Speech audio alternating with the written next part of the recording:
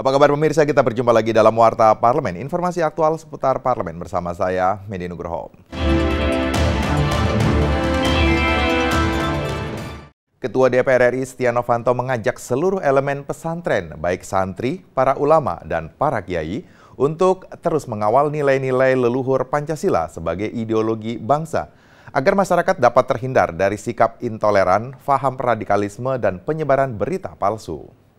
Ketua Dewan Perwakilan Rakyat Republik Indonesia Setia Novanto melakukan safari Ramadan ke sejumlah wilayah di Jawa Timur. Salah satunya mengunjungi Pondok Pesantren Nurul Quran Al-Istiqomah di Kabupaten Gresik, asuhan Kiai Haji Saiful Munir baru-baru ini. Dalam pidatonya, Ketua DPR mengingatkan pentingnya peran pesantren dalam membela Pancasila. Setia Novanto mengajak para penghuni pesantren sebagai garda terdepan dalam mengamalkan Pancasila. Pondok pesantren menurutnya mempunyai posisi dan peran penting dalam membela Pancasila dari serangan ideologi lain. Terlebih lagi, dewasa ini berbagai permasalahan bangsa bermunculan, seperti sikap intoleran, paham radikalisme, dan penyebaran berita palsu yang dikhawatirkan dapat memecah belah bangsa.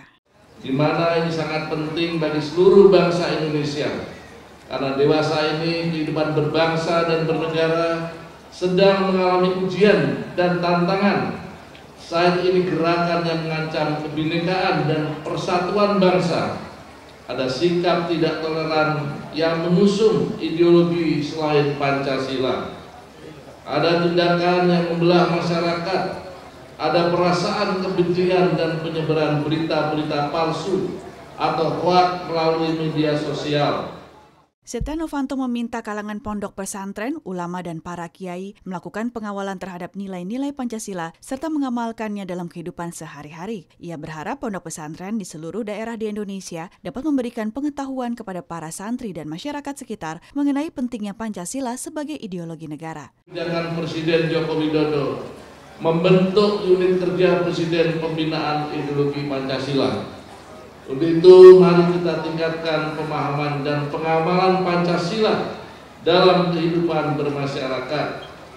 Hadirin sekalian yang saya muliakan, Pancasila merupakan konsensus bersama yang harus kita jaga, dilaksanakan, dan diamalkan dalam segala dimensi kehidupan.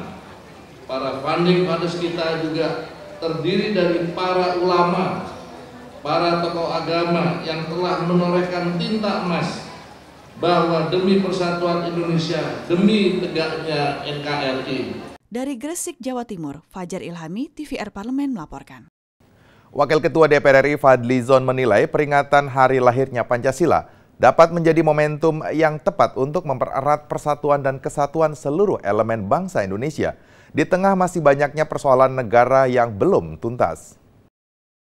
Ditemui usai acara tadarus puisi Ramadan menyambut Hari Pancasila di Taman Ismail Marzuki, Jakarta baru-baru ini, Wakil Ketua DPR RI Fadlizon mengatakan Pancasila harus dihayati dan diamalkan, bukan hanya dijadikan sebagai slogan semata. Ditambahkan Fadlizon, permasalahan intoleransi dan kebinekaan dapat terselesaikan dengan Pancasila yang harus menjadi pedoman, ideologi, cita-cita bangsa dan perdamaian bangsa. Menurut Fadlizon, puisi dan lagu merupakan salah satu instrumen penegakan budaya dengan melakukan pendekatan budaya dalam menyampaikan pesan, kritik yang mendukung dan membangun.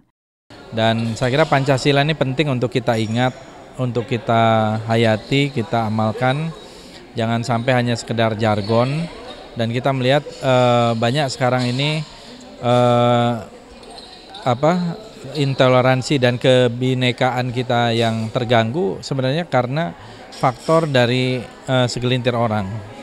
Karena kenyataannya sebenarnya kita ini memang dari dulu berbeda-beda dan kebersamaan kita itu ya karena ada persamaan-persamaan yang dibangun sejak dulu. Anggota Komisi 5 DPR RI Novita Wijayanti menyatakan Pancasila harus menjadi pendorong semangat keberagaman, gotong royong, dan keberagaman yang harus saling menghormati antar sesama. Novita menambahkan keberagaman merupakan ciri khas bangsa Indonesia yang harus terus dijaga dan telah menjadi budaya. Pancasila merupakan perekat persatuan dan kesatuan bangsa Indonesia. Saya sebagai warga negara Indonesia patut berbangga sebetulnya bahwa Indonesia itu sangat beragam, sangat majemuk. Dengan kemajemukan ini yang seharusnya kita yang sudah berbudaya dengan kebersamaan, gotong royong itu harus semakin bersatu gitu. Itu sebetulnya. Dan dengan keberagaman ini kita harus saling menghormati, mencintai, berdemokrasi, tidak memaksakan kehendak, menghormati sesama, itu yang sudah menjadi budaya dan ibaratnya sudah menjadi darahnya kita. Sehingga semangat yang harus. Zikri dan Nurbani, TVR Parlemen melaporkan. Komisi 6 DPR RI mendukung pembatasan beroperasinya truk-truk angkutan logistik selama libur menjelang dan pasca Hari Lebaran Idul Fitri. Kecuali truk pengangkut sembako dan BBM, hal ini penting untuk menjamin kelancaran dan keamanan arus lalu lintas selama mudik Lebaran tahun ini. Komisi 6 DPR RI mendukung diberikannya dispensasi atau izin beroperasi terhadap truk pengangkut sembako menjelang dan pasca Hari Raya Idul Fitri demi menjamin ketersediaan pasokan sembako. Anggota Komisi 6 DPR RI Bambang Haryo Sukartono mendukung kebijakan pembatasan angkutan logistik beroperasi pada H-4 hingga H+4 Lebaran tahun ini, kecuali untuk truk pengangkut sembako dan BBM demi menjamin keamanan, keselamatan, ketertiban, serta kelancaran lalu lintas dan angkutan jalan.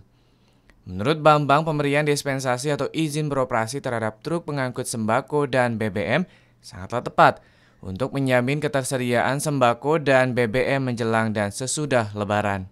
Mulai dari tanggal H-4 sampai H+3. Nah ini yang bisa memicu adanya penumpukan daripada barang atau pedagang menumpuk barang yang akhirnya akan dijual di situ dan jumlahnya akan terjadi kelangkaan.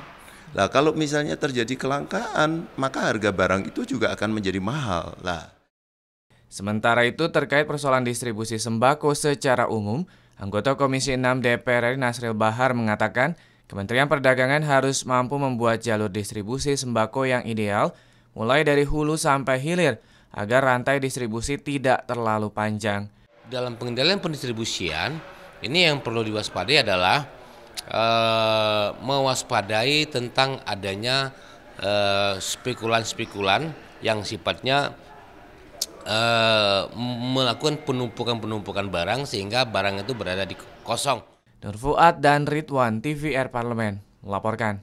Demikian Warta Parlemen kali ini, sampai jumpa pada Warta Parlemen berikutnya. Terima kasih atas perhatian Anda. Wassalam.